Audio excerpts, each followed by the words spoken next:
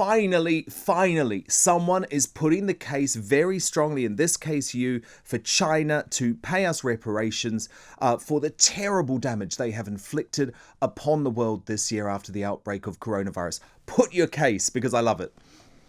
Well, great to be with you and your listeners, Dan. I was prompted to write this piece in this week's Spectator because of a headline I saw this week, which said, China driving global recovery. It was as if it was one of these business report stories. And I was like, wow, that's fantastic. Good Thanks, for them. China. Yeah. Good for them. Jolly good for you. And it was as if, maybe we could all follow China. Maybe China could lead the way. And of course, what struck me then, as has struck me all year, is that, of course, we're only here because China drove the global economy into a breakdown. And I'm amazed, at all times, there's the daily chatter of news and there are the deep underlying themes. And one of the deep underlying themes of this year is that China, for the third time this decade, produced deliberately or accidentally an incredibly dangerous virus that went round the world. And this one they knew about. They knew how bad it was when they were still allowing people to travel. They stopped people traveling within China when they were still allowing people to travel outside of China, spreading the virus from Wuhan to the rest of the world.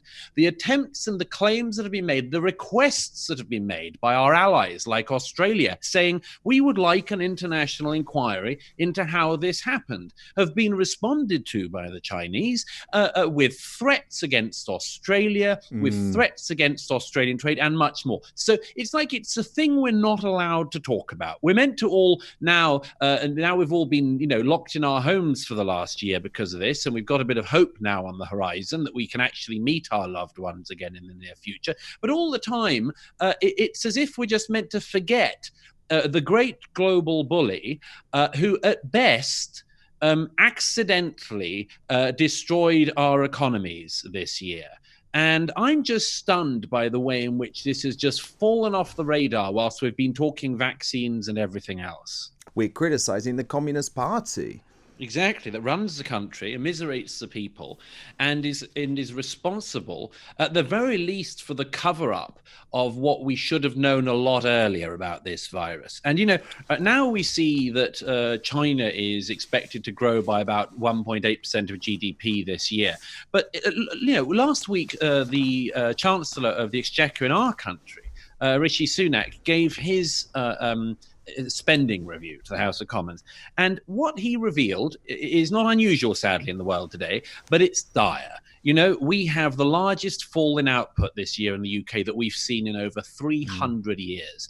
Our economy's contracted by 11%. Debt to GDP. Debt's meant to constitute about 97.5% of our GDP within a few years, thanks to the borrowing of this year on top of everything else. And all this stuff is meant to just sort of wash through. And I say, isn't it time that the world economies that have been shut down by China this year, by this virus that came out of China, that the Communist Party of China has done everything it can to cover over, including by disappearing scientists it would be quite useful to speak to. Isn't it time that the Communist Party of China was made to pay? Now, as you know, I say in the piece at the end, I am absolutely open to every and any suggestions on this. Maybe the world just needs to start whacking vast tariffs on everything coming from China. Maybe they've got to be sanctions. I don't know. What I know is that you can't crash the whole global economy and then walk away from the wreckage and drive off in your beautiful car and say, hey guys, bye, see you, wouldn't want to be here. I think the whole thing is contemptible. That we're in this situation. I think it's contemptible that Western politicians aren't making more of a noise. And I think it's appalling that there isn't more recognition that whenever somebody does make a noise, like the Australians did earlier this year, they are responded to by the communist authorities in China as if the communist authorities of China already run the globe.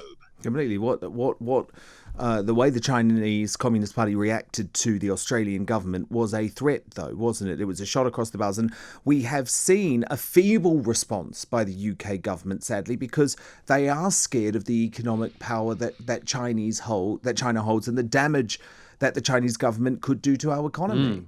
Well, that's right. I mean, there's something worse than that, which is the trap that we're all now in.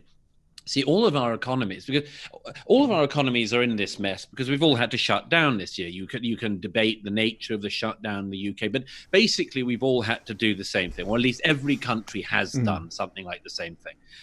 And to get us out of the financial hole we're going to be in, it will be very tempting to look for any investment. And frankly, China after 2020 comes out looking at a buyer's market. They're like a cash buyer in an era of property slump. They will be able to go around buying up a lot of things very cheap from a lot of very desperate global economies. And this is going to require an enormous amount of restraint and careful cooperation from other countries, including this one, not to fall into this situation. We're like somebody whose entire neighborhood has been laid waste, who then has somebody who is responsible for that coming and offering us to buy our house at an incredibly low cost. And we cannot fall into that trap. And so I say this is going to need international cooperation and international thought. But the most important thing is China gave us 2020, and the Chinese Communist Party is going to have to be made to pay.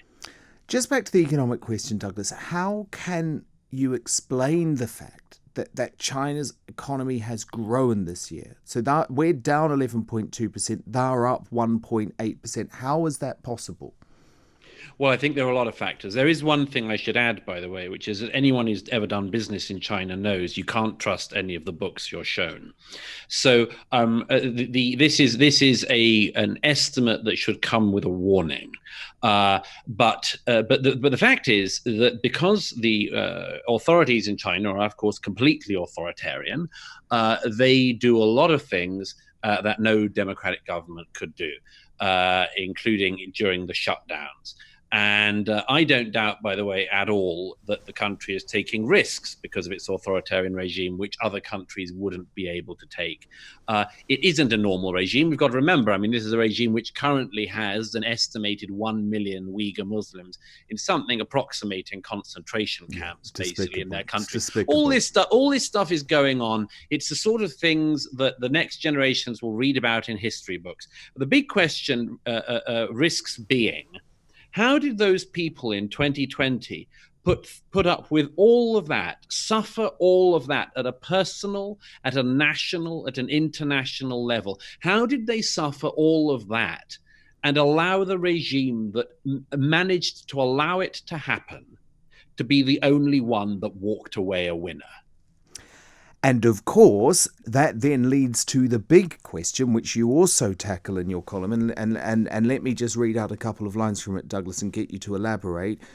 You ask, is it a conspiracy theory to believe this could have been deliberate? I wouldn't have said so, and nor do many people in the intelligence world. So that's the question, isn't it, Douglas? And it's the question that no one has been able to answer, but we do know that there have been sources within the US State Department that do believe that China in some way deliberately unleashed this virus, but it hasn't been proven, and maybe it will never be proven. Well, that's right. It may never be proven because, as I say, the authorities in China have done so much to try to make sure they've covered the whole thing over by disappearing people who know. There are people, as I say in the column, there are many people actually in the intelligence communities around the world, including in the Five Eyes intelligence agencies, who at least think this is something worth looking into. Experts in virology have remarked that there are patterns within the virus which make it seem like it could have come from a laboratory. There is at least a question over this, and whether it came from the laboratory or the wet market. The question then is it deliberate? And why was the world not told by China? If it knew that basically it had this WMD that was going out across the world, why did the Chinese authorities know and not tell any of us? This isn't the realm of conspiracy theory. This is what's going on right now. It's the story underneath the year we've all just had to suffer through. And the people who say, that's conspiracy theory, you shouldn't look into it, are trying to shut down a conversation which our successors will just be amazed that we allowed to be shut down in such a manner. Because the only people it benefits are the communist leaders in China.